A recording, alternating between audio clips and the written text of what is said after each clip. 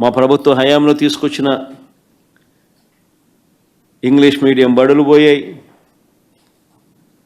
3వ తరగతి నుంచే టోఫుల్ చెప్పే పీరియడ్లు పోయాయి. 3వ తరగతి నుంచే సబ్జెక్ట్ టీచర్ కాన్సెప్ట్ పోయింది. రోజుకొక రుచికరమైన మెనూతో చిక్కీతో సహా ఇచ్చే గోరుముద్ద పోయింది.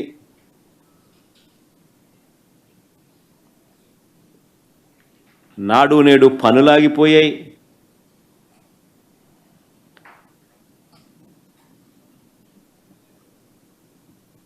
ఇంగ్లీష్ మీడియము సిబిఎస్ఈ నుంచి ఐబీ దాకా ప్రయాణం ఆగిపోయింది.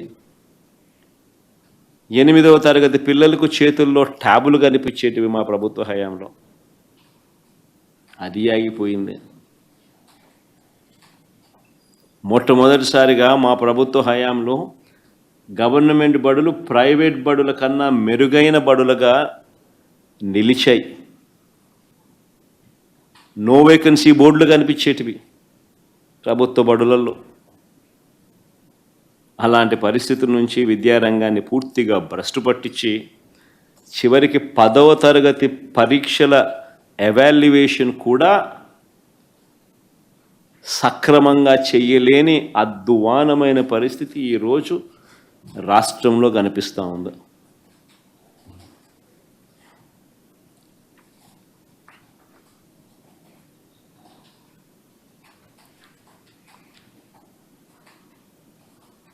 మా ప్రభుత్వ హయాంలో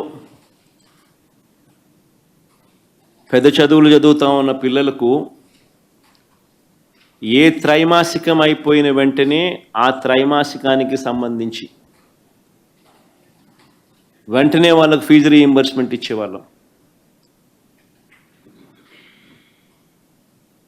త్రైమాసికం అయిపోయిన వెంటనే వాళ్లకు ఫీజు రీయింబర్స్మెంట్ ఇచ్చే పరిస్థితి మా ప్రభుత్వ హయాంలో ఉండేది. ప్రతి ఏప్రిల్ నాడున వసతి దీవెన కింద ఒక ఇన్స్టాల్మెంట్ వచ్చేది.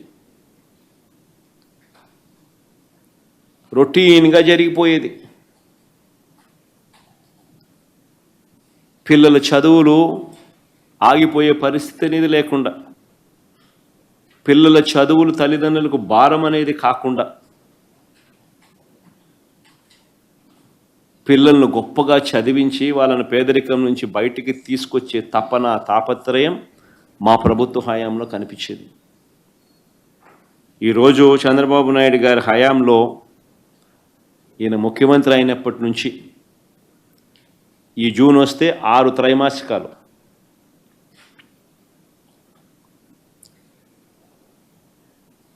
జనవరి, ఫిబ్రవరి, మార్చికి సంబంధించి ఏప్రిల్, మేలో ఇవ్వాలి. అప్పుడు ఎన్నికల కోడ్ ఎలక్షన్ల వల్ల అప్పుడు పోస్ట్పోన్ అయింది.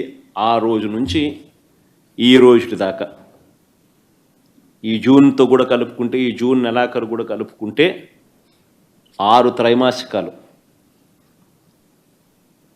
6 త్రైమాసికాలు ఇంటూ 700 కోట్లు ఒక్కొక్క త్రైమాసికానికి, 4200 కోట్లు. ఏప్రిల్లో ఇవ్వాల్సిన వసతి దీవెన ఒక ఇన్స్టాల్మెంటు 1100 కోట్లు. ఏప్రిల్ 2025లో ఇవ్వాల్సిన మరో ఇన్స్టాల్మెంట్ వసతి దీవెన ఇంకొక ఇన్స్టాల్మెంటు, 2 కలిపితే 2200 కోట్లు వసతి దీవెన కింద. ఎన్నికల టైంలో ఆగిపోయిన ప్రక్రియ ఇంతవరకు పూర్తిగా మళ్ళా ఇవ్వాలి అని తాపత్రయపడిన ప్రభుత్వం కనపడలే. Vasathi Deevena 2202 ఇన్స్టాల్మెంట్లకు April 2024, April 2025. విద్యా దీవెనకు సంబంధించి 6 త్రైమాసికాలు 2024 జనవరి నుంచి ఇప్పుడు ఈ జూన్తో కలుపుకుంటే 6 త్రైమాసికాలు. ఈ 4200 ప్లస్ ఈ 2200 6400 కోట్లకు గాను ఈయన ఇచ్చింది 750 కోట్లు. ఈయన ఇచ్చింది కేవలం 750 కోట్లు. వసతి దీవెన రద్దయిపోయినట్టుగానే మాట్లాడేస్తున్నాడు. విద్యా దీవెన గురించి తప్పుడు మాటలు మాట్లాడతాడే తప్ప ఇవ్వాలి అని తాపత్రయం మాత్రం ఎక్కడా కనిపించదు.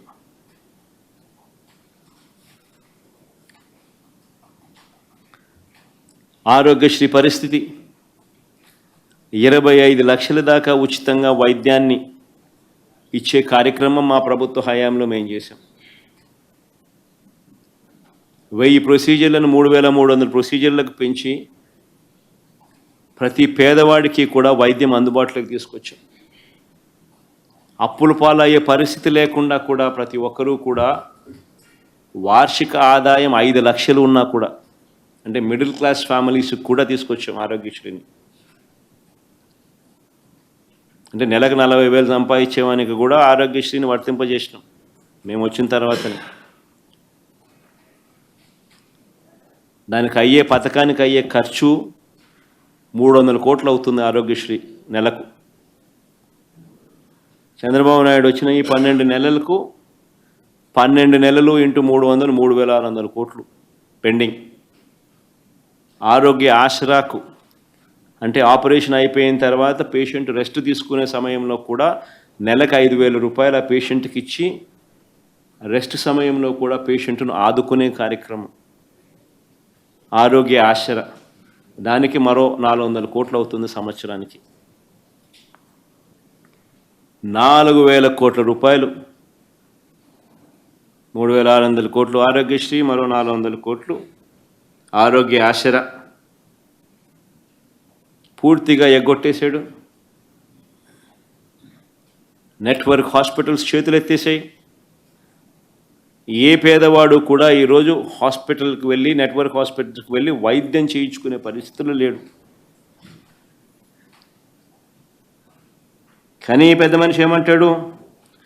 చూమంతర్ అంటాడు, ఆబ్రక డబ్రా అంటాడు, అన్నీ చేసేసామంటాడు. ఎవరైనా చేయలేదు అని అంటే మీ నాలుక మందం అని చెప్పి బెదిరిస్తాడు. జరుగుతా ఉంది. రైతుల పరిస్థితి అయితే నేను చెప్పాల్సిన పనిలా ఇంతకుముందే మీ అందరికీ కూడా కంటికి కనపడేట్టుగా అర్థమవుతోంది. రైతులకు పెట్టుబడి సహాయం రద్దయిపోయింది. ఉచిత పంటల బీమా రైతులకు ఇచ్చేది రద్దయిపోయింది. సీజన్ ముగిసేలోగానే రైతులకు ఇన్పుట్ సబ్సిడీ ఇచ్చే కార్యక్రమం రద్దయిపోయింది. ఆర్బీకేల ద్వారానే పంటను కొనుగోలు చేస్తూ ప్రతి పంటకు గిట్టుబాటు ధరలు ఇచ్చే పరిస్థితి పూర్తిగా రద్దయిపోయింది.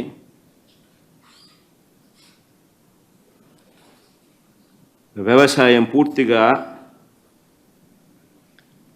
నిర్వీర్యమైపోయిన పరిస్థితిలో ఈరోజు రైతుల ఆత్మహత్యలు జరుగుతూ ఉన్నాయి. కానీ ఒకటైతే చెప్పాలి, దేనికదే ఒకటైతే ఒప్పుకోవాలి, చంద్రబాబు నాయుడు గారు నిజంగా కొన్ని చేశాడు. దేనికి దేని మనం ఒప్పుకోవాల్సిందే కదా, కొన్ని అయితే చేసినాడు. దేనికి దేని మనం చెప్పాలి, చెప్పకపోతే అది కూడా తప్పైపోతుంది కదా. 15,000 కోట్ల రూపాయల కరెంటు ఛార్జీల బాధుడు చేసినాడు. ఒప్పుకోవాలి కదా మనం కూడా. 15,000 కోట్ల రూపాయల సంవత్సరంలో కరెంటు బాధుడే బాధుడు చేసినాడు. గవర్నమెంట్ స్కూళ్ళు కాలేజీలను చంపేసి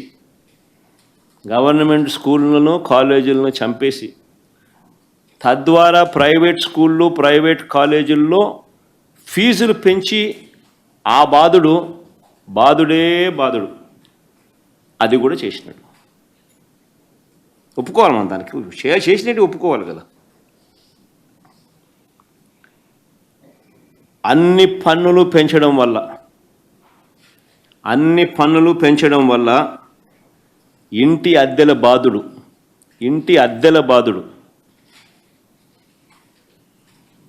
బాధుడే బాధుడు ఇది కూడా ఒప్పుకోవాలి, చేసినాడు కదా.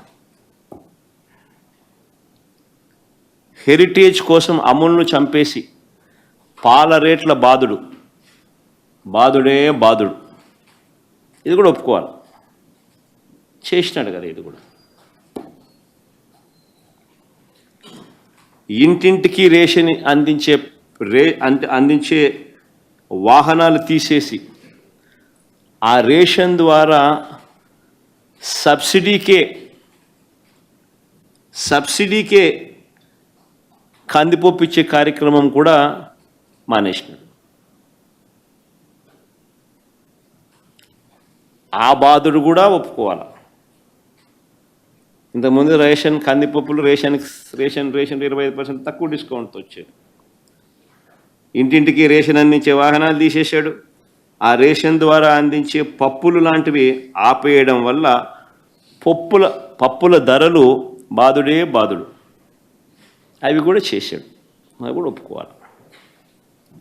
ఇలా అన్ని రకాలుగా బాధుడే బాధుడు కార్యక్రమానికి మొదలుపెట్టాడు. ఈ సంవత్సర కాలంలో ఏకంగా ఈయన తీసేసిన ఉద్యోగాలు ఎన్నో తెలుసా? 3 లక్షల పైచులకు ఉద్యోగాలు తీసేశాడు. కొత్త ఉద్యోగాలు ఇవ్వడం కదా దేవుడు ఎరుగు. ఉన్న ఉద్యోగాలు దాదాపుగా 3 లక్షల పైచులకు ఉద్యోగాలు పోయాయి. 2,60,000 వాలంటీర్ల ఉద్యోగాలు హూష్కాకి. ఈ రేషన్ బండ్లు నడిపేవాళ్ళు, వాళ్ళకొక హెల్పరు, బండి డ్రైవరు, 9,200 బండ్లు, ఓ డ్రైవరు, ఒక హెల్పరు, ఒక 20,000 ఉద్యోగాలు హూష్కాకి. ఈ మొబైల్ డిస్పెన్సింగ్ యూనిట్లో పనిచేస్తూ ఉన్న ఈ డ్రైవర్లు, ఈ హెల్పర్లు, ఎండియూలు, ఒక 20,000 ఉద్యోగాలు హూష్కాకి. బ్రేవరేజెస్ కార్పొరేషన్లో పనిచేస్తూ ఉన్న మరో 15,000 మంది అవుట్సోర్సింగ్ ఎంప్లాయీస్, వాళ్ళు హుష్కాకి. ఇంకా ఫీల్డ్ అసిస్టెంట్లు, వాళ్ళు ఇల్లు, నేను చెప్పాల్సిన పనులు అన్నీ కలుపుకుంటే 3 లక్షల పైచులకే ఉద్యోగాలు హుష్కాకి ఈయన వచ్చిన తర్వాత.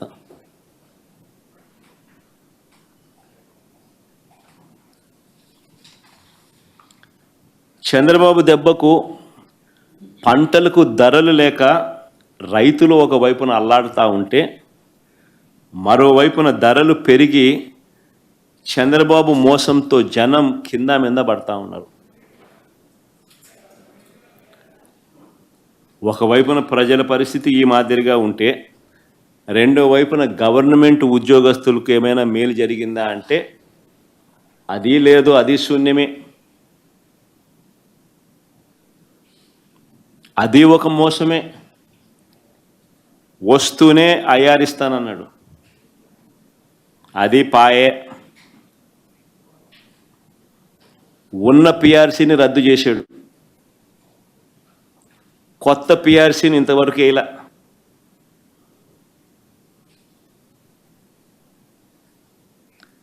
కొత్తది త్వరగా వేస్తే త్వరగా ఉద్యోగస్తుల జీతాలు పెంచాల్సి వస్తుంది అని చెప్పి వాళ్ళని అట్టా పొడిచా.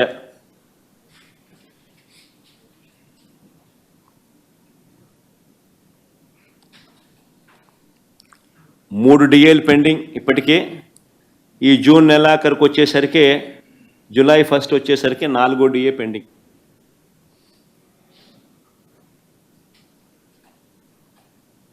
నాలుగు డిఏలు పెండింగ్ ఈ జూలై 1వ తారీఖు వచ్చేసరికి. వైఎస్ఆర్సీపీ ప్రభుత్వంలో మనం ఎంప్లాయీస్కు మంచి చేస్తూ ఎన్పిఎస్ను తీసేసి గ్యారంటీడ్ పెన్షన్ స్కీమ్ తీసుకొని వచ్చి మనం ఎంప్లాయీస్కి మంచి చేస్తే దానిని తీసి ఓపీఎస్ తీసుకొస్తానన్నాడు. అక్కడ వెన్నుపోటు పొడిచా.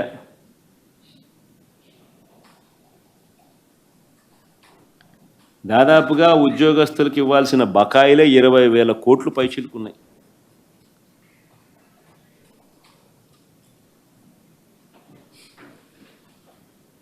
ఎవరైనా అడిగితే తోకలు కత్తిరిస్తా అంటాడు, భూస్థాపితం చేస్తామంటాడు.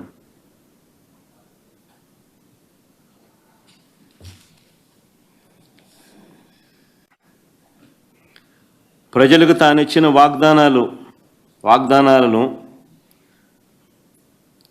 ఎగవేయడానికి మాత్రం తాను, తన ఎల్లో మీడియా ఇద్దరూ కూడా రకరకాల స్కెచ్లు వేస్తారు.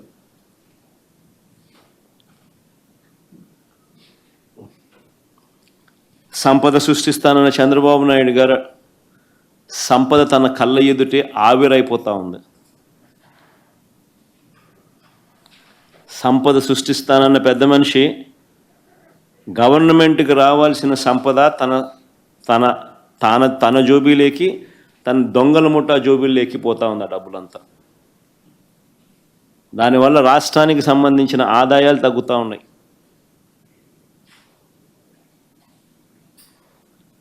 సంపద సృష్టికత దేవుడు ఎరుగు, సంపద ఆవిరి కనిపిస్తూ ఉంది.